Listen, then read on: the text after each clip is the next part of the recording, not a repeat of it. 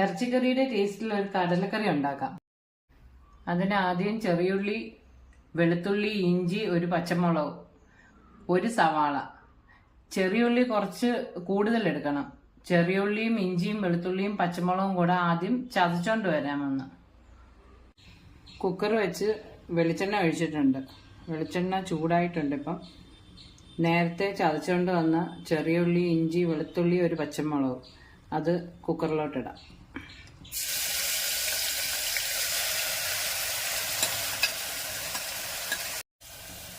ഒരു സവാളയും കൂടെ ഇതിൻ്റെ കൂടെ ഇടാം.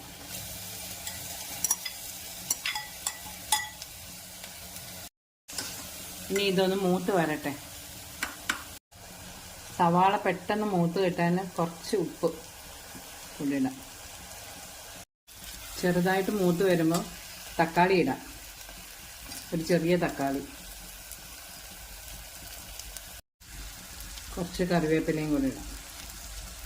മൂത്ത് വന്നിട്ടുണ്ട്. ഇനി നമുക്ക് പൊടികൾ ചേർക്കാം. ആദ്യം മഞ്ഞൾപ്പൊടി ഇടാം, പെരിഞ്ജീരകപ്പൊടി, ഗരം മസാല, മല്ലിപ്പൊടി,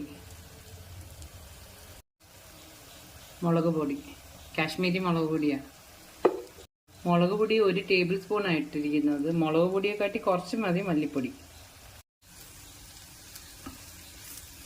ഒരു പച്ചമണം മാറുന്നിടം വരെ വറുത്ത് കൊടുക്കാം. പൊടിയൊക്കെ മൂത്തിട്ടുണ്ട്. ഇനി കടല ചേർക്കാം. വെള്ളം ഒഴിക്കാം. കടല വേവാൻ ആവശ്യമുള്ള വെള്ളം ഒഴിക്കണം. ഉപ്പിടാം. കുറച്ച് കറിവേപ്പിലയും കൂടെ മുകളിലിട്ടിട്ട് കുക്കർ അടയ്ക്കാം.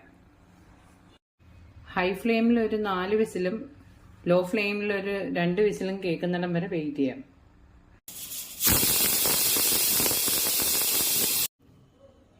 കുക്കർ നമുക്ക് തുറന്നു നോക്കാം.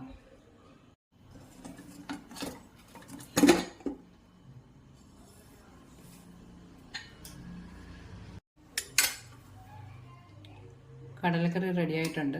കടലയും നല്ലോണം വെന്തിട്ടുണ്ട്. ഇറച്ചിക്കറിയുടെ അതേ ടേസ്റ്റാണ് ഈ കടലക്കറിക്കും. എല്ലാവരും ഇതൊന്ന് ട്രൈ ചെയ്ത് നോക്കണം. എല്ലാവരും എൻ്റെ ചാനൽ ഒന്ന് സബ്സ്ക്രൈബ് ചെയ്യണം, ലൈക്ക് ചെയ്യണം, ഷെയർ ചെയ്യണം.